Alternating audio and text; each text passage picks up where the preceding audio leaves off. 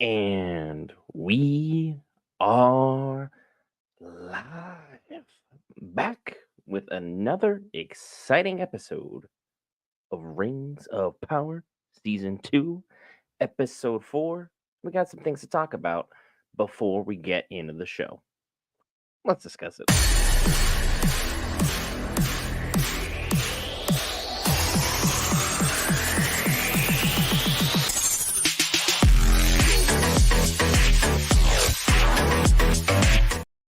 All right, guys, Branch here back with Geek Variants. Cover all things Marvel, DC, Lord of the Rings, anime, gaming, Star Wars, and more. This time, Rings of Power Season 2, Episode 4.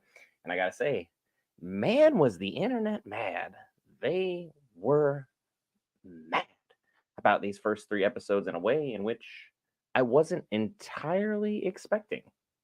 Because the big drama that has been going on, for those who are not informed or not in the loop, let me fill you in on some of that drama, some of that hot tea, if you will. There's a lot of shenanigans and a lot of different things going on. And the main thing that people took away from this was a scene that happened, I believe, within episode 1, Elven Kings Under the Sky, in which Adar is walking an orc through his camp. And as they are processing going through the camp, they run into an orc is basically chatting with Adar, be like, "Hey, do we really kind of have to go back to war? We kind of don't want to do that. Not really a huge proponent of the potentially dying thing. Don't want to be done. I'm having a good time here in Middle Earth, so let's not do this. I kind of want to have something to live for. You know what I'm saying?" And ultimately, Adar's like, "Must be must a lot must. My goodness, English." I'm all tongue tied. Much must be offered in order for our freedom. We are never going to be truly free as long as we live. We'll need to seize the moment, seize the opportunity, if you will. Thank goodness I'm not a linguist, because my goodness, that sentence should not nearly have been as difficult as what that was. That is what you call embarrassing, and just makes me really reconsider why sometimes I'm like, you know what, public platform, great idea. Ugh. But anyway, Adar basically tells him, "Hey, we're going to have to risk our lives. We're going to have to seize the moment. We're going to have to go ahead and try to become free by force. We're going to have to make these things happen. We're going to have to make the moment, ours. No one in Middle Earth is going to be happy with us. Elves don't like us. Men don't like us. Dwarves don't like us. Basically anything under the sun, even the Numenorians, because they're human, but they're not, don't like us. It's like, so basically it's us against everyone, just because of one thing we did one time because of Morgoth's corruption. So here we are." And then following that shot, the orc then proceeds to comfort his crying child and his wife. And that broke the internet. The internet was not ready to handle the fact an orc had a family, which the words that keep coming out are, they're humanizing the villain. My guy, I understand humanizing has been a popular term for forever, but have you met other humans? We're kind of a problem. Kind of have been for a minute now. Not just for a little bit, for a while. So we're saying we're humanizing orcs. Are we necessarily saying that they are ultimately good? Big question out there.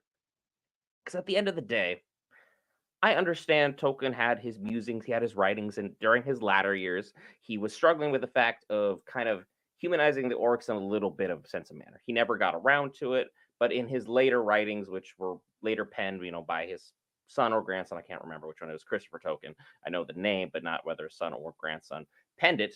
Ultimately, that he was musing with the fact that he was going to go down this road. He wanted to go down this path and kind of take a look at things. He never got around to it, but again, Tolkien had so much going on in the world that there are literally books and books and books of things he was working on. The man just knew how to write. He was one of one as far as writing is concerned. And I understand humanizing a villain at the end of the day kind of softens, necessarily the pain we feel or how we should truly feel about them. Seeing your villain as anything but a true villain, someone who's ruined your day, ruined your life, stood against everything you've ever believed in, it just ticks you off, doesn't it? It doesn't make you happy. It doesn't make you want to feel the thing of sympathy that ultimately the show's kind of going for. Because regardless if we want it or not, the orcs, in a manner of speaking, were perverted and twisted by Morgoth. No part of that does it say, hey, Morgoth sent a nice letter, sent a note asking kindly or politely. He was just kind of like, and you're perverted. That's that. You chose the darkness. You're with me. Everyone hates you now. Figure it out. That's it. That's my game plan. We're going to take over Middle Earth. It's going to be a great time. There's going to be some great things called the Silmarils.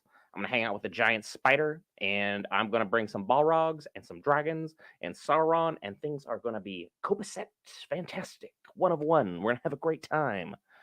Only for him to ultimately get, beaten, thrown in the void, and just that's it. Never seen again. Morgoth, goodbye. Have a nice day.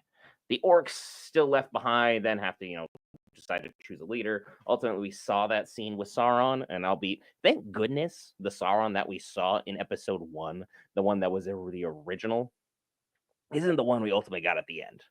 Because I know we're definitely clowning on Anatar and the wig he has on, because it's not ideal. It's not great. It's not the best look. For the amount of money that they have, you'd think it'd be a little bit better. I mean, the orcs are fantastic this season, going practical over CGI.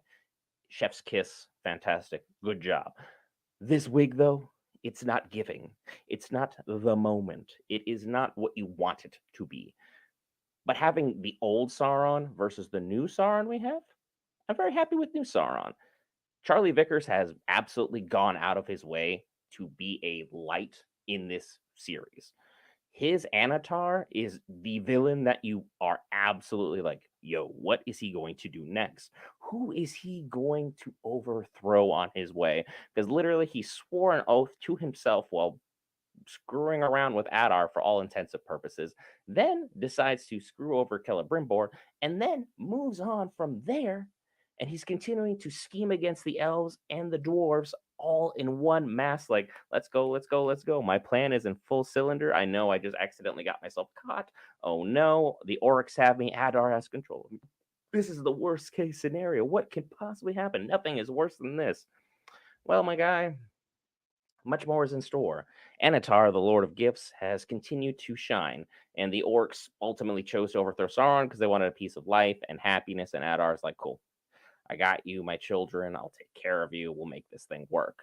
Ultimately, for us to end up here anyway, with Adar sending them basically on the warpath, so that part was like, did you really free them? Did you really make things better for them? Like, I know they got families and stuff, because like, there was never a initial writing to specifically define how orcs came.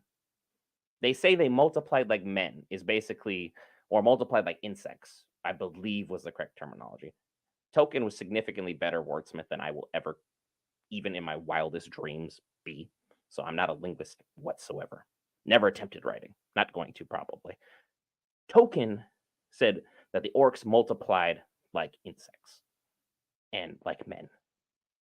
And just for common purpose, how do humans just continue on with life? A man plus a woman equals baby. Simple, good math.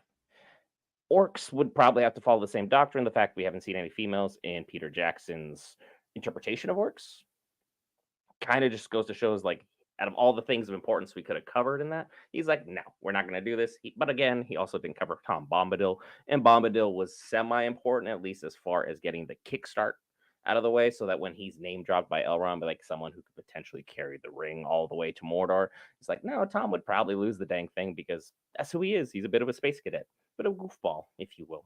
He's someone who kind of marches to his own drum, and his drum is over there in left field, and we're not really sure what's going on with him. And him and Deadpool would have a great old time together, because they are just out there. They are the individuals that you are concerned about doing necessarily the right thing all the time. It doesn't even make sense. They're just doing their thing. And I'm currently hitting the refresh button, waiting for the episode to drop. Friendly reminder for those: nothing will be in the sphere here. We don't own the rights or the authority to have it within this sphere. So what we always do is we post the time that we're watching, sync up with those who want to watch along with us, and then we enjoy the episodes together. In those regards, I'll give my thoughts as the episode goes on, and the comment section is for where your thoughts, because your thoughts are truly the one that matters. I was gonna watch this episode regardless because I'm a Lord of the Rings fan. I'm just someone who kind of, you know, I got a whole shelf of Lord of the Rings goodies, and I was gonna do this either way. Having you guys along for the ride just makes things significantly better. I'll let everyone know when the episode drops on Prime Video. Currently, we're still waiting for the episode to drop. Last time it was about 3 to 5 minutes late. We're expecting about an hour plus on the episode as far as the runtime's concerned. Will that be plot, or will that be, here's the opening, here's the ending, there's all the stuff, and then Amazon throws in their commercials in between because Amazon go and get theirs. If there's money to be had on the table, they're going to seize it. The episode itself just dropped in the United States. The episode is titled Eldest. Looks like Galadriel is in a crazy position, drawing a bow and arrow. So let's go ahead and get this started. I will drop in the comment section. Episode 4 is up on Prime Video. So if you guys wanted to sync up times, we can go ahead and watch the episode together. Enjoy. Leave your thoughts in the comment section below. Whether you like it, you dislike it, it's kind of okay. You kind of see it as loose fantasy. You see this as an abomination of Tolkien's work. Your thoughts, share them in the comment section. It's entirely yours. And I may not always agree with what you have to say, but I always appreciate your thought process in there. Episode 4 is up on Prime Video.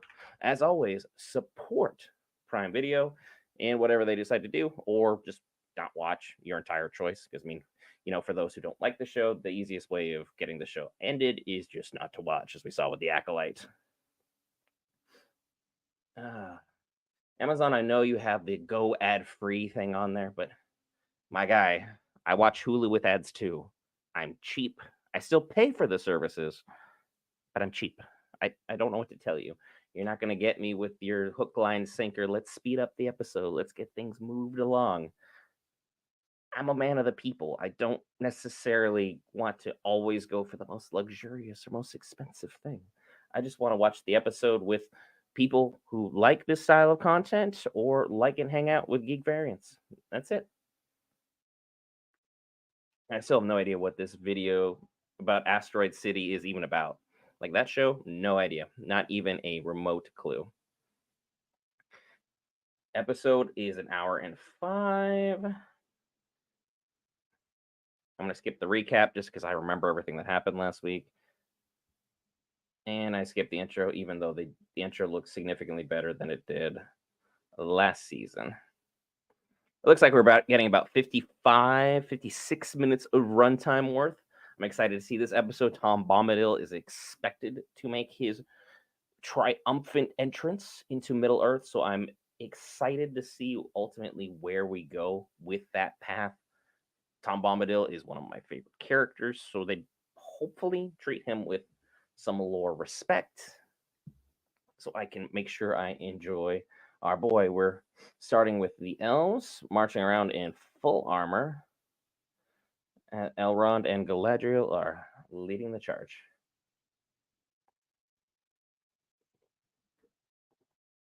And they're going to Eregion to go ahead and figure out what's going on with Celebrimbor and his massive scheming. Plan to go after Celebrimbor, the Lord of the Rings, titled in the most ominous way possible. Elrond and Galadriel are still getting along interestingly. There's still minimal trust there, given the fact of everything Galadriel's done. It's nice they're making her character kind of pay for how poorly they wrote her in season 1. That they're trying to be like, yeah, you needed a redemption arc. The people are still mad at you, and this isn't the Lady Galadriel that we remember. So it's nice that they're making her kind of like pay for things. We're getting scenic shots that Peter Jackson would have took of them overlooking the hills. Beautiful lush forest scape. And again, I do love the map work that they're using, so they can kind of show you like, yeah, this is how far they've traveled, this is how they've gone, this is a beautiful path. But ultimately the main road has been broken, which I believe is how we're going to get our barrel whites brought into play, because that bridge was I don't know how you built this bridge in the first place if it's gone now. Was it lightning destroyed this bridge? Was it like the god of lightning?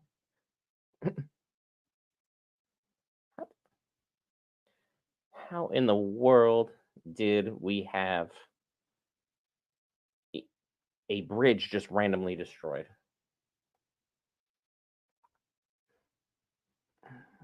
Tons of interesting and diverse elves. I'm sure people will be mad about that.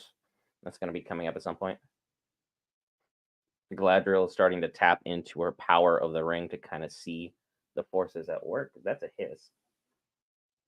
Jump scares always get me. That got me. That was a PG jump scare at best. That was a Finding Nemo esque jump scare. And just one hand was enough for me to go, boop. Well, I'm awake now, at least. For those who watch that live, enjoy at my expense. That's why I don't watch horror films. I would just jump out of this chair and like fall into all of my belongings and knock them all over, which would be great for entertainment and be funny to clip, but I prefer not to.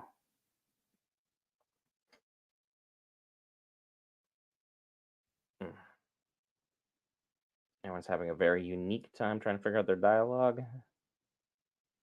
trying to make up that plan to circumvent this bridge that happened. Gladriel, you're still doing the thing. Stop doing the thing. Stop arguing with everyone.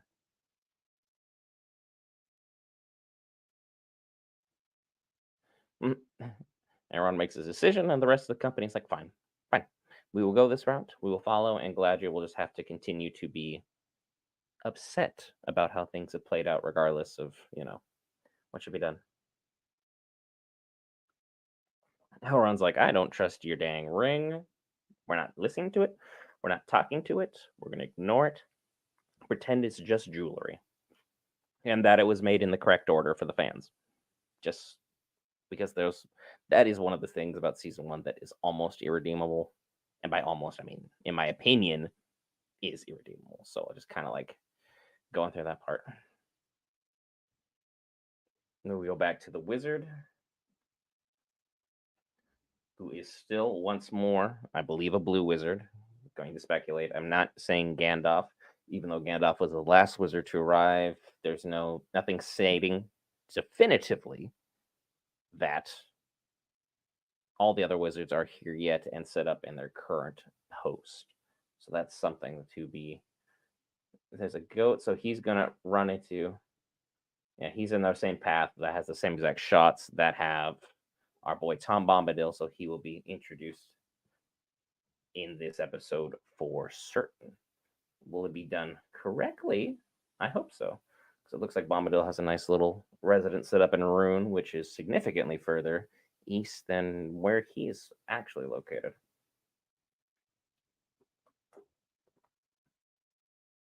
Introduces him as a goat farmer.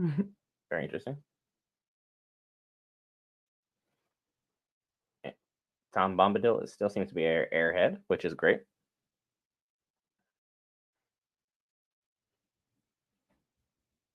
Mm.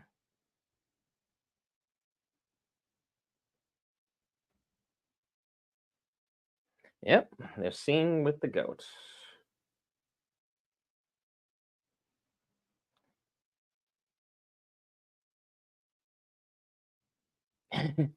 It's a lot of Letterkenny esque in his accent, which I think is interesting route to go for with Tom Bomb. But again, is what it is. Mr. Bombadil will do things his interesting way.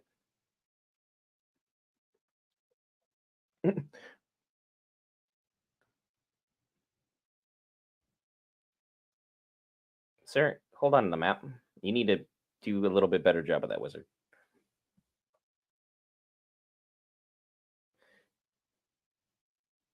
And Tom Bombadil is once again a vague and mysterious character. So that part seems to be true thus far. Will they damage it and do anything differently from there? We'll see. I will say our wizard is definitely acting his tail off for any and all intensive purposes with what's going on here. So is he going to break this branch off and take this for a staff?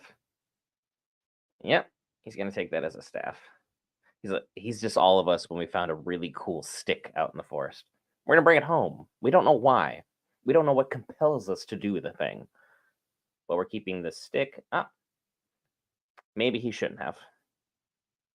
The tree is less than friendly. No definitive answer on that.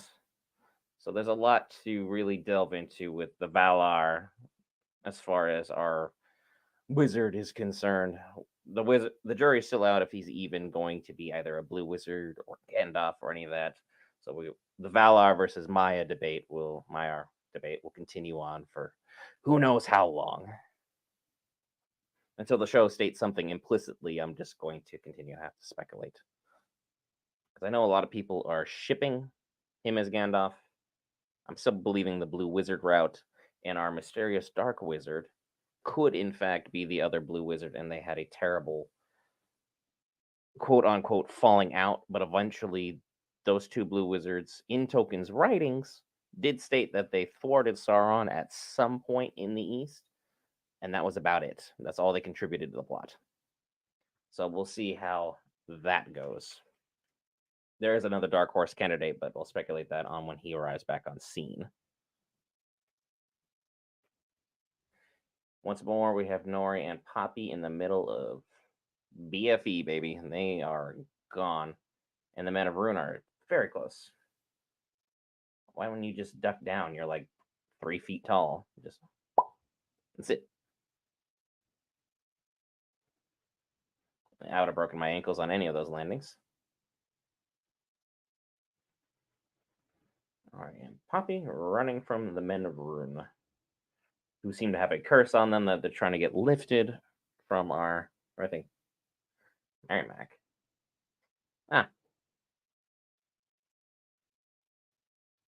Interesting. His hair is definitely one of one.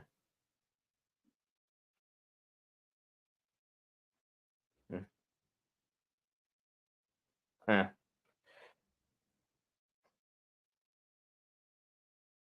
Him and Nori are having a moment. So that's very.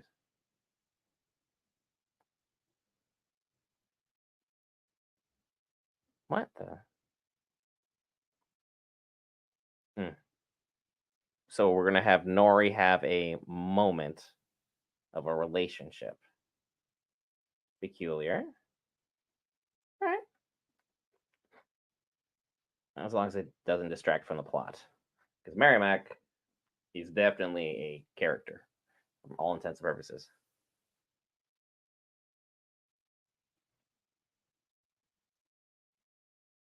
And Merrimack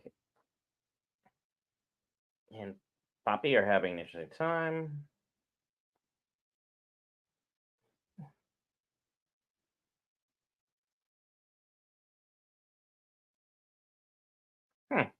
Their relationship is going to be more than complicated, as it seems like they don't really want to get along. But these two girls just starting Merrimack, and everything went that way. Relationship arc, I guess. We're going to find time in that in 8 episodes. Kind of not sure. The Goond. That is the name of their leader. The Goond. Okay. Wonder what that actually means. Merrimack is the new style of Harfoot. He is a dark-skinned hobbit for all intents and purposes. One of their other kin. Is the Harfoots are a type of hobbit or small folk, if you will. And now we're seeing the indigenous people of Rune seem to have their own version of hobbits, and Merrimack's hair is, how do I put this? Crazy? Like, you remember that one interesting kid from the movie Hook that had Robin Williams like forever ago? It's that level of styled and crazy. It's almost cool, but almost not. Because I think the kid from Hook pulled it off better, personally.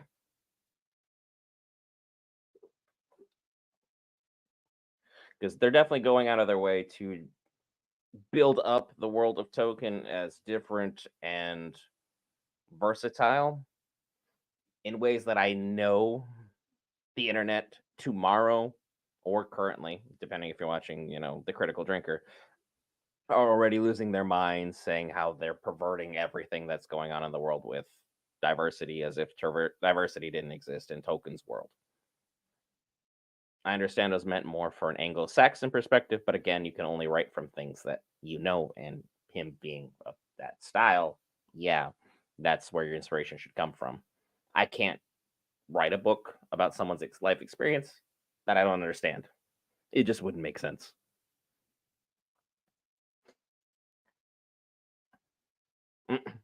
And their leader is definitely more stern than their leader was back home. It's like half of his hair has like a bird's nest on one side.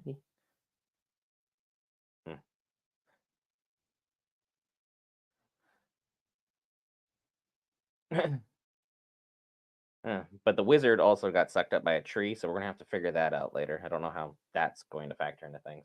It was like the tree that attacked Mary and Pippin back when they were waiting outside for the meeting of the Ents back in the Two Towers. My personal favorite of the trilogy. Hmm. So Nori and Poppy then get arrested. Fantastic.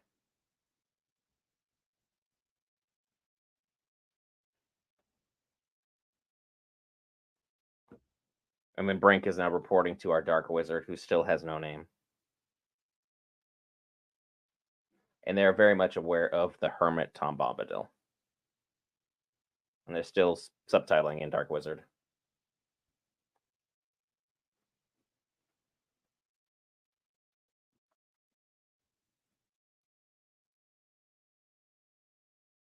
Because he's giving off a lot of Saruman energy, but I swear they better not do this. That is the exact wrong direction. Blue Wizard, or we could go with Kamul. That would be where I would go with this. But now the Dark Wizard has stated he's going to go after the wizard himself and the hermit, purposely.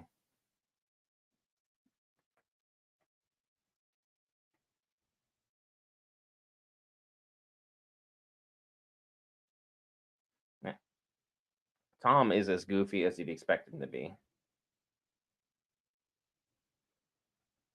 And he just pulled the wizard out of a tree. Ain't that magical?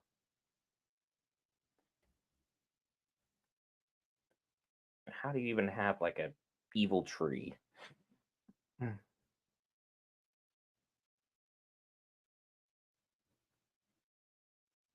Okay, so giving a shout out to his home, but he just kind of went on in a quest of his own style of adventure.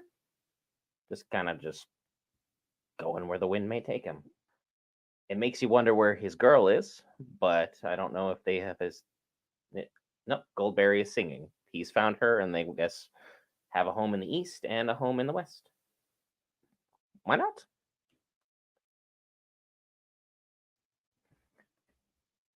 Goldberry is included.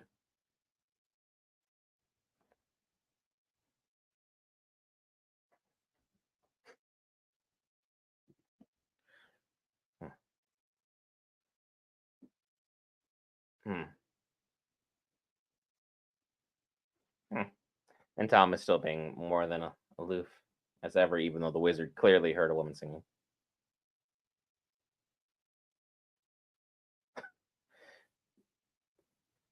Right now, Tom Bombadil is giving Tom Bombadil energy, which is good. I think the fans will overall be pleased with how it's going for Bombadil thus far. He's just as bizarre and nonsensical as you'd hope for him to be. I still can't explain why he's in the East, though. Why did he wander to Rune at this moment and this time? And why do the people fear him is definitely something that would be interesting. Like, I know he stands for what's good majority of the time, but at the same time, why would a dark wizard be terrified of someone who's got the attention span of Deadpool in a rated R film? Like that I want to know.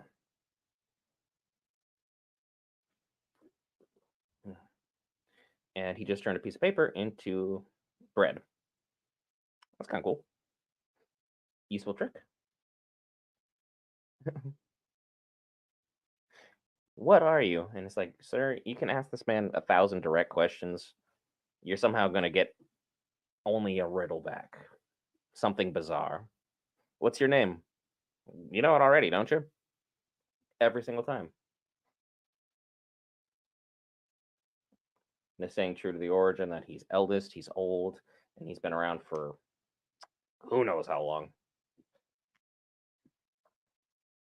It's like, I have been doing this for a long time. How's it going, Kumar? Hello to you as well. Mamdo's been like, I've been here from the beginning. It's like, I was here before everything went crazy. Like, everything used to be beautiful and green and lush out here. So definitely an interesting time overall. Oh, and friendly reminder for those who entered the 1,000 subscriber giveaway, that did just finish. We sent an email out to the winner. So be sure to check your email if you entered the 1,000 subscriber giveaway.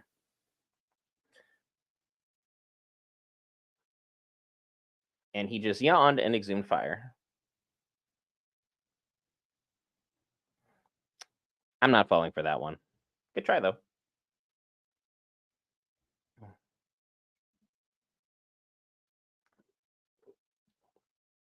And where would you pull that baby sheep from? I look away for 2 seconds to read chat, and now he's pulling out Tom Bombadil is Tom Bombadil.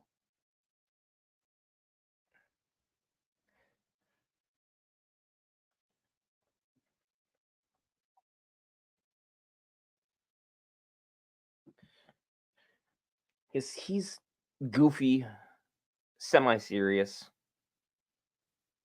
and definitely going about things in his usual nonsensical ways.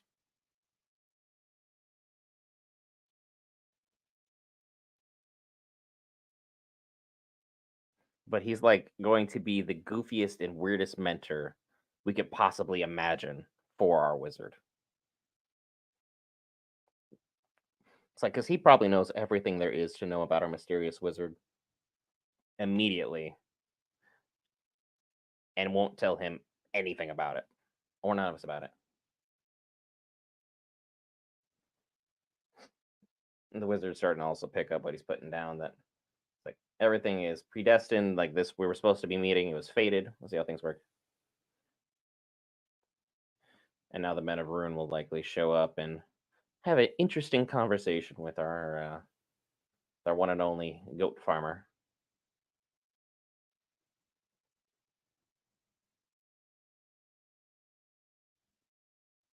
He's Istar. Huh.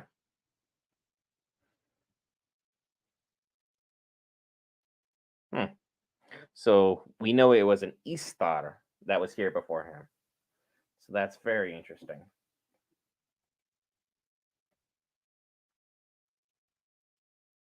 To arrive to Bombadil.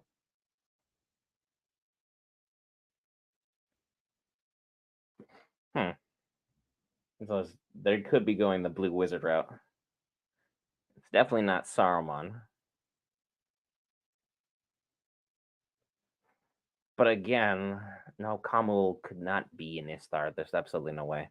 He was just a regular man. So that kills that fan theory right there. So we're definitely going the Blue Wizard route because, again, there's no way Radagast. Saruman is. They're not going to do that. And having this be Gandalf, very, very interesting. And they're doing at least Bombadil correctly because he's like, hey, you gonna do something with your magic and fight? And he's like, I'm a wanderer, I'm not a warrior. I don't do that. It's not my thing.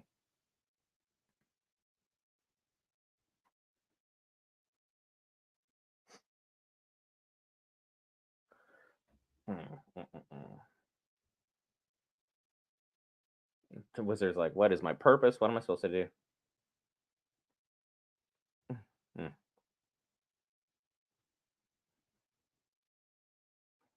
So he's going to be facing the fire and Sauron, as predicted by Tom Bombadil.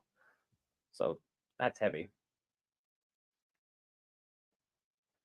And now we're just seeing more commercials because why not?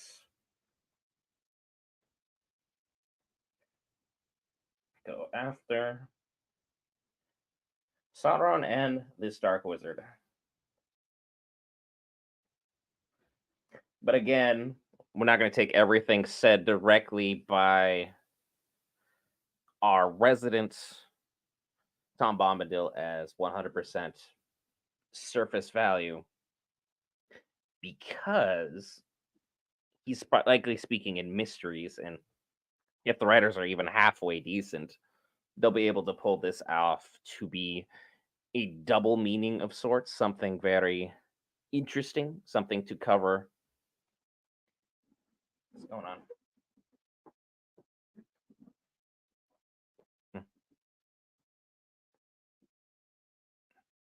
Hmm. Very interesting. And we're going to be back. And this is going to be the forest scene where we get the barrow whites, which I'm sure for most people will be something that they can see as a redeeming factor as well, because Tom Bombadil was done correctly. That is the same hill that Galadriel saw. So that is where we're going to get our barrow whites popping out of. So the ring that is showing her visions, she's getting more and more in sync with. She's slowly syncing up, understanding, learning, and adapting to what's going on here.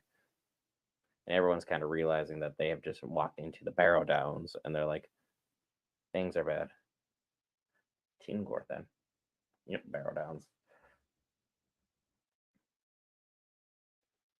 And things went badly. Nope, no one's resting. They're wide awake. And we're going to lose at least 4 members of our party. He's going to be the first to die because he just stated that we're not to be worried about it. So we're going to lose side character 1, 2, 3, and 4 here, especially the one who was snarky about the Barrowites. Cold be hand and heart and bone, and cold be sleep under the stone. Oh, crap. That's exactly what we don't have happening here. Barrow Downs. Do not go wandering in the cave. It'll be the end for you. Oh, okay. Yep. The last thing you want to do is see just eyes just popping like, hey, it's me.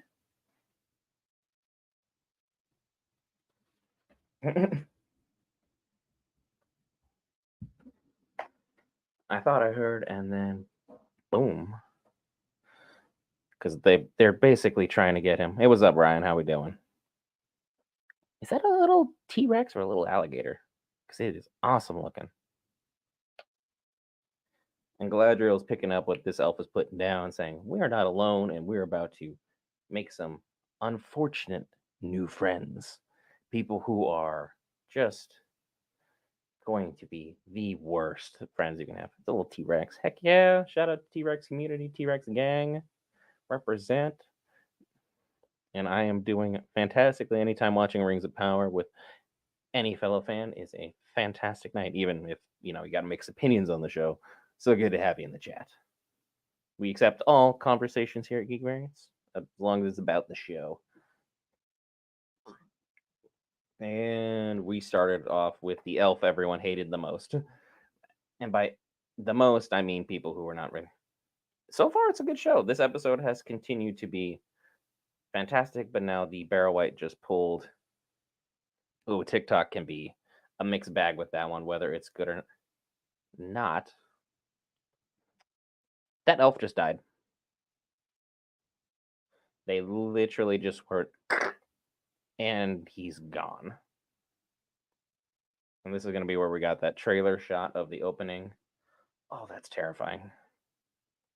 That is my biggest nope. I mean, if it was a ghost snake, it would probably be higher on the list, but this is terrifying. Ooh. I don't know why nobody else had their weapon out the minute I saw this thing going on. Hey, got to give it a go try somewhere, Ryan. Got to give it a try somewhere. Oh, dear.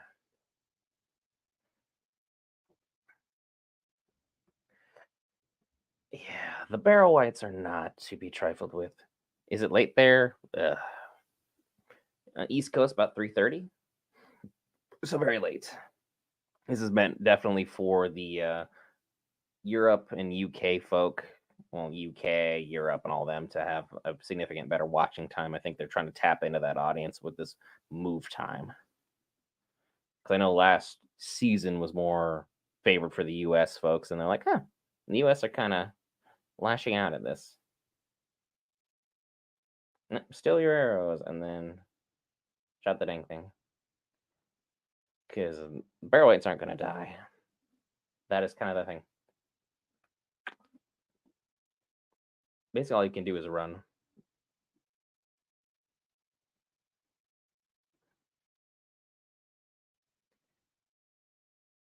They're going to open a rock chamber and try and get inside, and I don't know. Oh, they're taking Galadriel. I'm sure everyone is probably happy if they took her. But again, that would break so much lore. Oh, no. Yeah. Say goodbye to creepy hand from the cave. Let's not have this. What is that horrifying movie with where people like live under the Silent Hill? There we go. I answered my own question. It's like they're in a hill and it's really quiet. Silent Hill. Yeah, 'cause there's no way they're gonna be able to do anything versus these barrow whites. They're unkillable.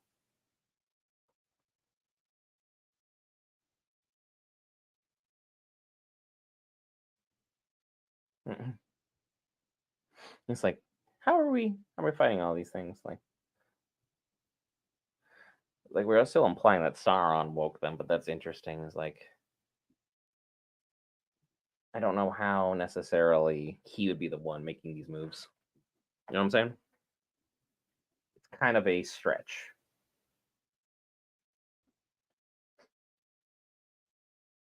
So we're trying to go through a very interesting route we have here.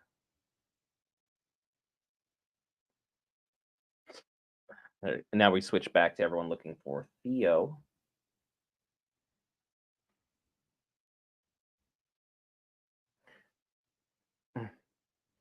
Because it literally just ran off.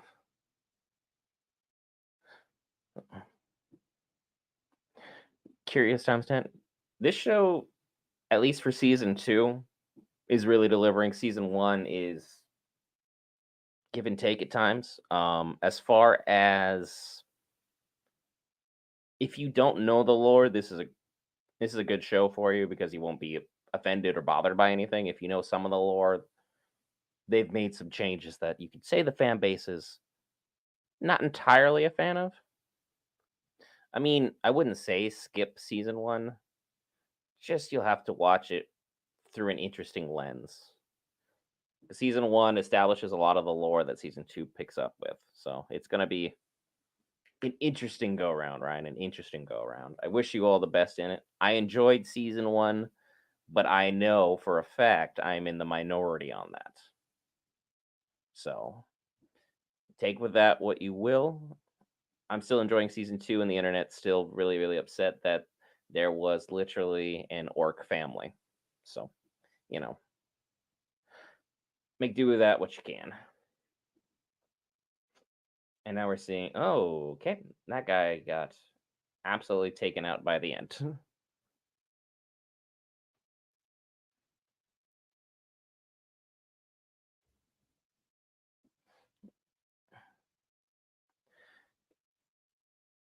You may have to be more specific. The thing that most people are upset with, and I'm going to paraphrase this as best as I can, they're upset that they believe it is a perversion of Tolkien's work. J.R.R. Tolkien, the author who created The Lord of the Rings, and they believe that some of the changes that they're making is to appease a certain audience that is definitely of the more liberal mindset than anything else, where they're wanting more diversity, more female characters, things of that nature. And they're like, that's not what Tolkien was necessarily going for. The thematics of it didn't really mesh up perfectly. So fans are upset about that, Ryan. As well as there was some significant writing issues within season 1. I wouldn't say that, season 1 was a absolute banger as far as plots are concerned. I liked it well enough, but I had to wrap my head around it being more fan fiction than a direct adaptation. The Lord of the Rings movies are brilliant adaptations and brilliantly done.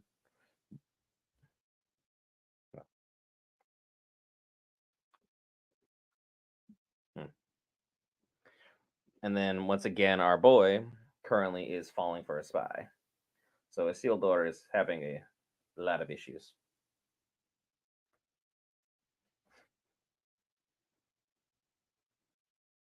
because he's not. No one's trusting Estrid at this one time.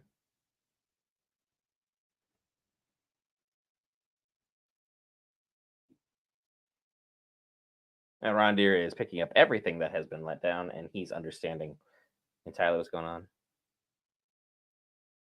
He's like, I saw your mark, the mark of Adar. So I'm just saying, I saw it.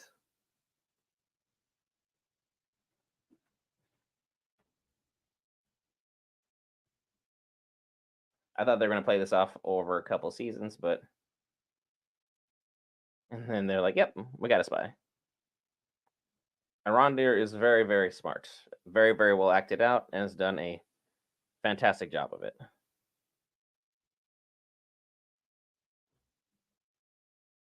He was nominated for his role in the show, to everything else going on. So we're gonna see what the heck she's really been going on about this whole time.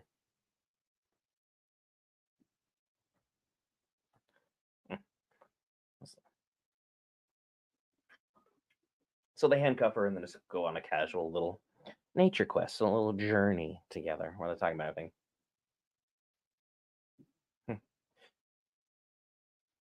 And they're gonna have like this enemies to romance kind of plot line. I'm gonna pick it up. Like you were a spy, you hated me, you were rude to me, and then all of a sudden you changed because you met me, and now we're all copacetic and everything's fine. We'll see how it goes. Ultimately,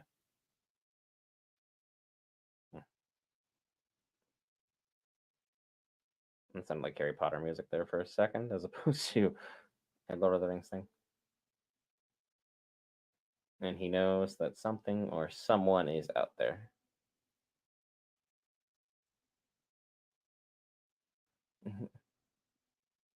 And he figured out that the Ents are the one who have Theo, which I mean, honestly, can't tell if that's the best or the worst place to be, because Ents aren't exactly trustworthy folk or open-minded in the first place, but they're not evil. So, seeing how that's going to go is going to be curious. Oh, he's in a cage. And he's hanging out with all the wild men. He made some friends, at least. Got cage buddies. It's like Thor when he was in Thor Ragnarok. How long do you think we're going to be here?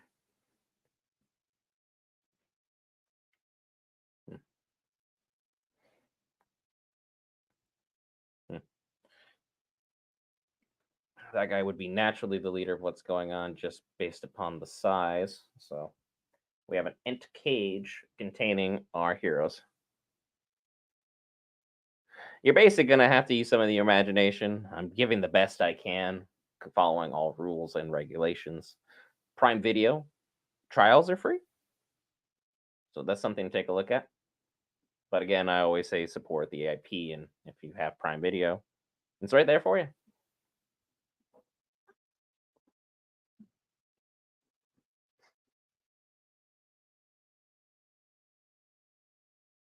Yeah.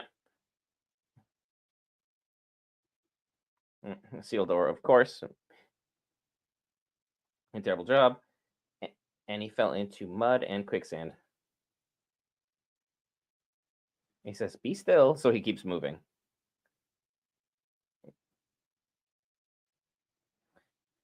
And that quick, I don't know how he fell into the deepest part of this quicksand and had no idea what was going on.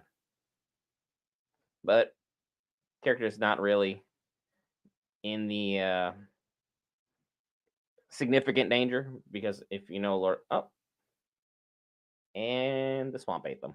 They're done. That's gonna be confusing to explain. Because they're gonna just jump back up out of the mud here in a couple seconds. You'd hope, because they've been under there a minute now. And Esther took off. Didn't even bother to try and save them. Just was like, think they're gone, and took off. Just straight up wanted nothing to do with what was going on. Oh, she went and got a stick for them to grab. Wow, that's exactly what I didn't think was going to happen there. That is super bizarre. Oh, that's not them that grabbed it.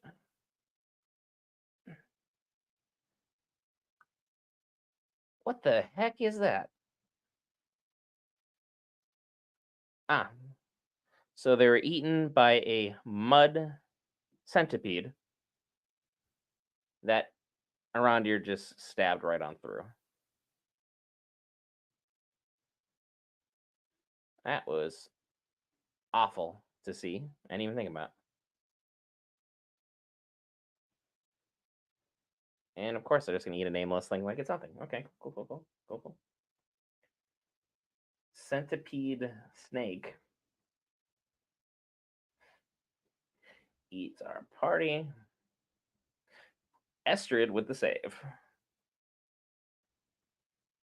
So that is like, I don't know how else to describe it. It was like a centipede thing that moved like a snake, and then it opened its mouth, and then there was like a whole other thing going on. It kind of looked something Resident Evil esque all in one. It was truly bizarre, Ryan. It was truly bizarre.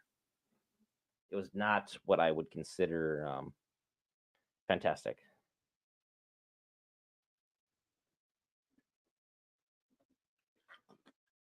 They're the stores, so that's who they are.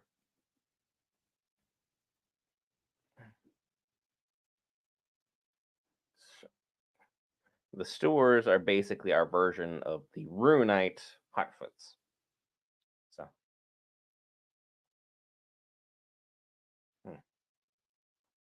yeah, fantastic.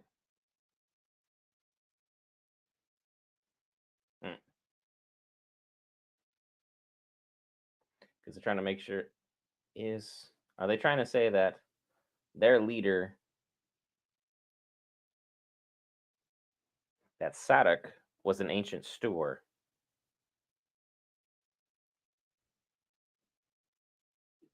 Huh. So they're trying to kind of explain the integration of everyone's cultures.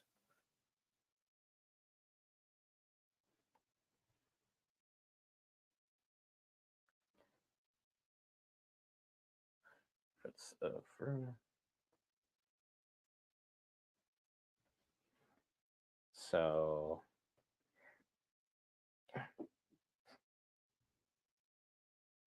Romimas Barros is the individual that we have out here for the and the song that they have been singing forever is probably Sadok Burrows. Huh.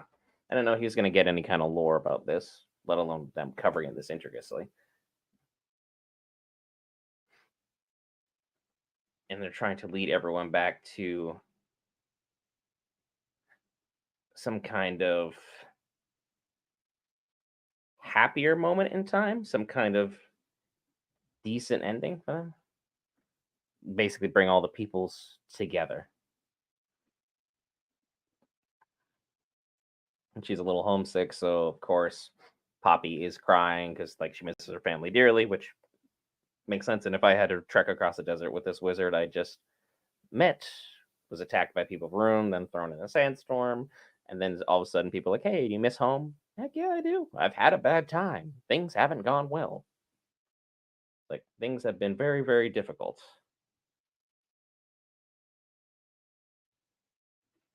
And now they're gonna have to run from the people of Rune and make do with what they have. But again, considering how intricately these caves are kind of built out, you'd think that they wouldn't have things going on. And they just backhanded the leader. The people of Rune do not like the stores whatsoever, apparently. He slaps her and then offers her a hand up. It's like, that's peculiar. It's like, I don't know why you would hit someone and then pick them up. But Brank seems to be a more intricate character than we anticipated him being.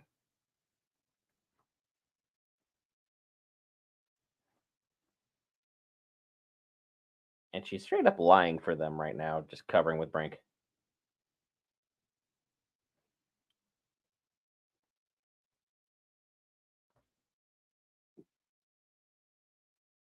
And they're humanizing Brank and his people as well. So that is an interesting route to go because they're like, hey, you suffered, things are pretty bad, but we're only this way because the Dark Wizard is within our midst. We're back at the eulogy for the Dark Elf who was eaten, destroyed, KO'd by the Barrow Whites. I have to definitely go an interesting out there.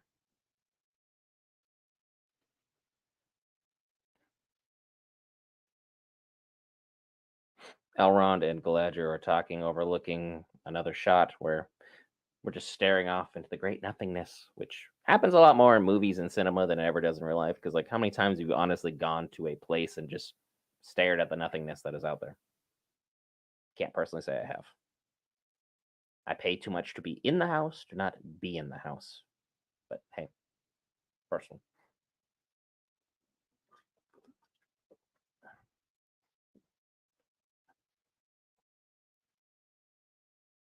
Will they be able to break some ground up? Will they be able to find some common ground?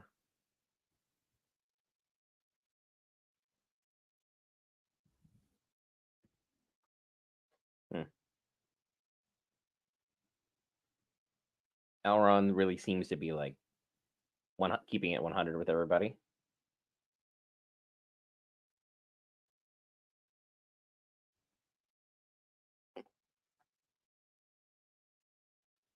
Galadriel is starting to be a little bit kinder with people and a little bit softer. So we'll see how that works here.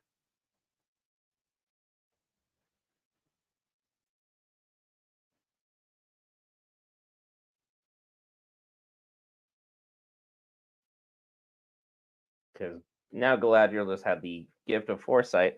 She saw basically the fall of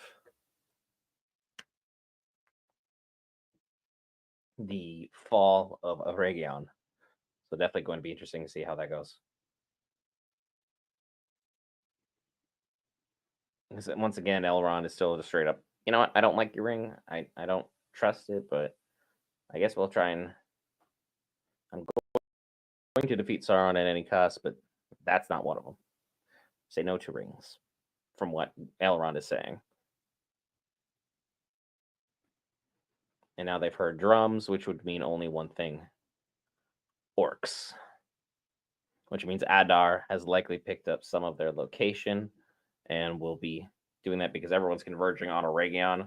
Both Adar and the elves are likely going in the same path to cross over into one another conveniently for plot's sake. Having the dwarves there looking at the rings is definitely going to be interesting as well because they're not seeming to cover that.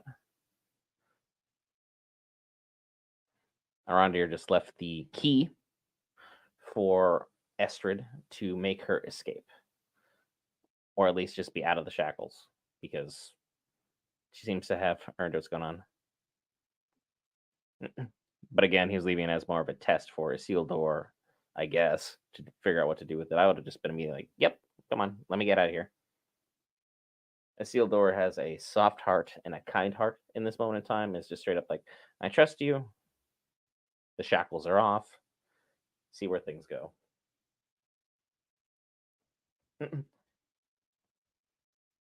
All she says is, I'm sorry.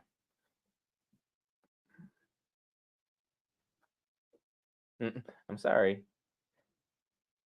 Ah, and she took his sword. Well done.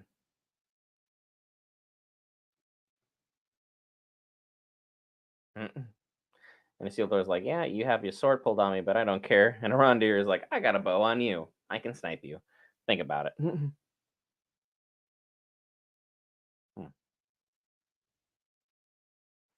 They have some interesting romance going on here that I'm not really sure I'm buying. They're doing the enemies to lovers trope, which they failed at with season one. I don't know why you would want to circle back to that and hope we've all forgotten within 4 episodes. And the Ents are making a move on the camp. Oh, yeah, she's still alive. She might not be with us anymore. She just got punched by a tree into a rock. Because we might be down a member. And luckily, the tree speaks elf. This is an Ent wife. It's definitely female here.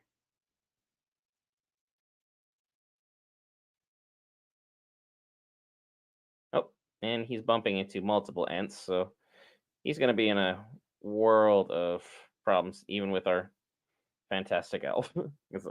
He's cool enough and BA enough to kind of dodge for a while, but these are trees. It's not exactly working with a lot of real estate here.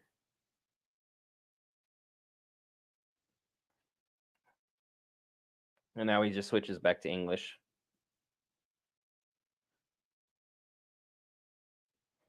Okay. And then, like, all we're here for is orcs. We're not here for anything else going on.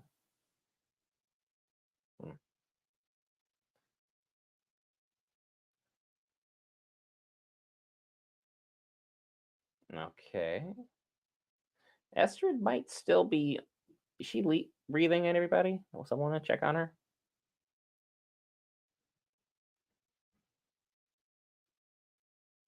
So the Ents have suffered greatly.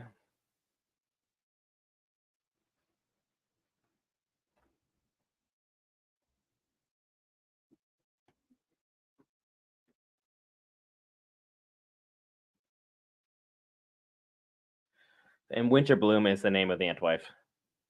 And she is deep in mourning.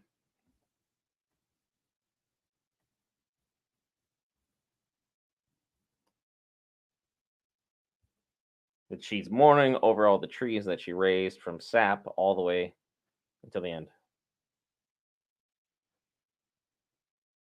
And trying to show her compassion, be like, look, I don't know what you're saying. I'm just trying to, like, you know, at least come to some kind of common ground where it's like, hey, I'm sorry about what happened, and I'm sorry for everything that happened to your forest. I didn't do it, but I'm still sorry about it. Showing heart and character. Is that like another hand that's like growing outside of her shoulder? It's like, hopefully she treats you kindly, because otherwise it's going to be a really bad time around here.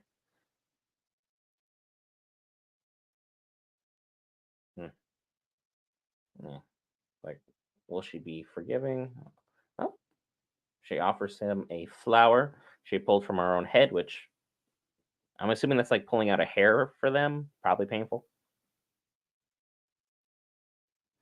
And Steeldor's being able to see the beauty and the majesty of the world, so he's definitely getting wizened up to what's going on, which is most peculiar that he still ended up succumbing in the end to the ring. But hey, is what it is. Who's to say what you would do if the One Ring was offered to you? Who is to say? Hmm. This seems to be like an Ent couple. It doesn't seem to be like an Ent army. So it's like I could probably do for an army right now.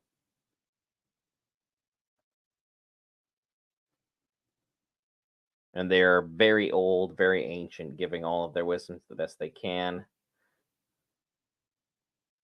And they're the ones that are holding Theo and everyone captive, which would make you curious ultimately as to why they didn't have the conversation earlier with them. Like, hey, are you good? Are you bad? Do you mean to kill trees? Like, what's your plan? What's your purpose? What are you up to? It's like, Astrid should be paralyzed. I'm going to be that guy. She got hit by a tree, yeeted 20 feet in the air. Her spine collided with a boulder. She should be paralyzed or KO'd at for a long, long time. And she meets her old man. And Isildur is now back to being a third wheel. Estrid and Hagen, like their age wise, just seemed a little too appropriate. Make you kind of worried. Isildur is like, "Oh, I've been friend zoned. My heart is broken. You just met this woman. She tried to stab you, and she tried to leave you. So maybe, just maybe, we should have considered that this was one of the possibilities."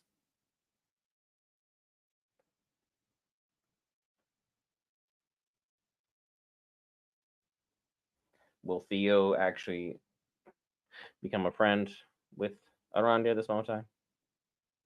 But their relationship is still more or less complicated. Thanks for tuning in, Ryan. I had a great chat with you, as always. Have a great night, sir.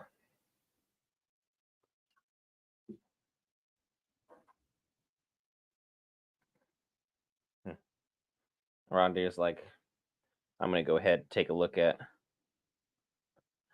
everything going on with Adar. And Theo's may or may not join him. Thank you, sir. Appreciate it. Appreciate it very much. Have a great night.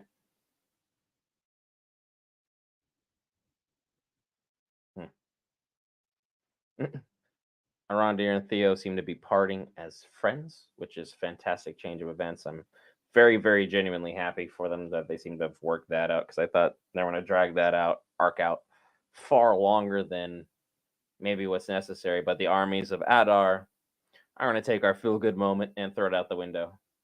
That was a terrifying orc. When you do practical effects as opposed to CGI, some things are just significantly better this way.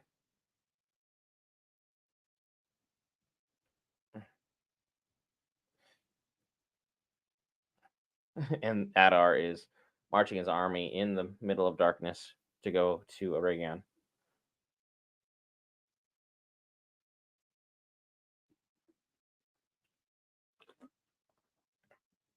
Hmm. Hmm. Everyone's kind of figuring out what's going on as far as Adar is going on. Because Aragon is definitely going to be directly under siege.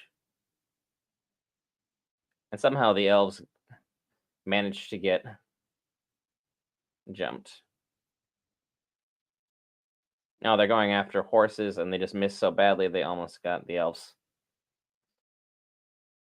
So they've just been tormenting horses for who knows how long, trying to make the most of that situation. Just a weird accident. And they got that one guy over there who's now not going to die quietly. And they are going to come out and get him. Because it's not like you can tell a man who's choking on his own blood to be okay. They're literally covering his mouth. All right, make the most of this, I guess. Yeah. Elves accidentally find our heroes.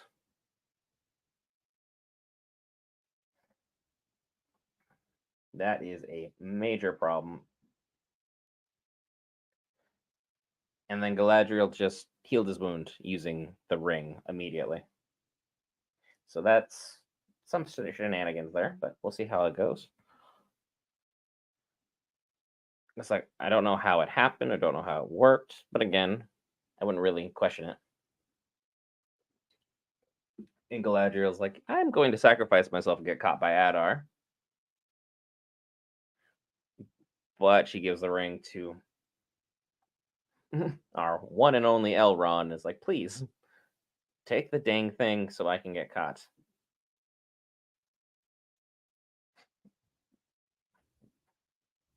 Galadriel self-sacrifice. Season 1 Galadriel would never.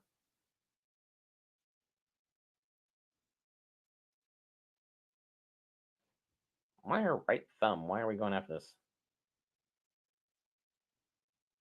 Practical effects are definitely working fantastically for them right now. No. Okay, we're throwing daggers now. And that's where we get the really cool shot of her catching the flame. And a great shot. And she matrixes again. How many times are we going to make her just matrix stuff? I understand it's a very cool scenic shot, but like the fact that we're all taking one at a time turns to go after her is interesting choreography. Okay, that's really cool. Tossing a lantern up in the air and then shooting it and letting the ricochet just happen, if you will, is fantastic. Very, very cool shot. I'll definitely give them that.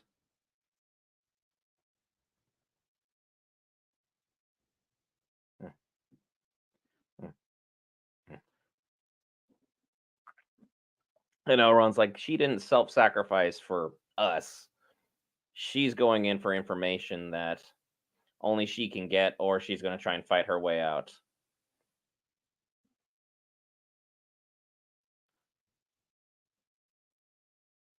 But again, for Elven lands, they're very, very poorly guarded. Nope, and she just got yoinked directly off that horse. Who did that? Of course, it's Adar wearing the black gauntlet we all saw from season 1. So, Adar has got her.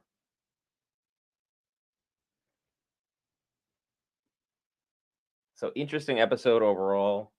I think as far as things go, I would give that probably an 8 out of 10. I was really excited to see a lot of the choreography done in this one, a lot of the interesting cinematic shots that they chose. The story is really starting to mesh up well with a lot of what they set up as season 1 as a prelude for things.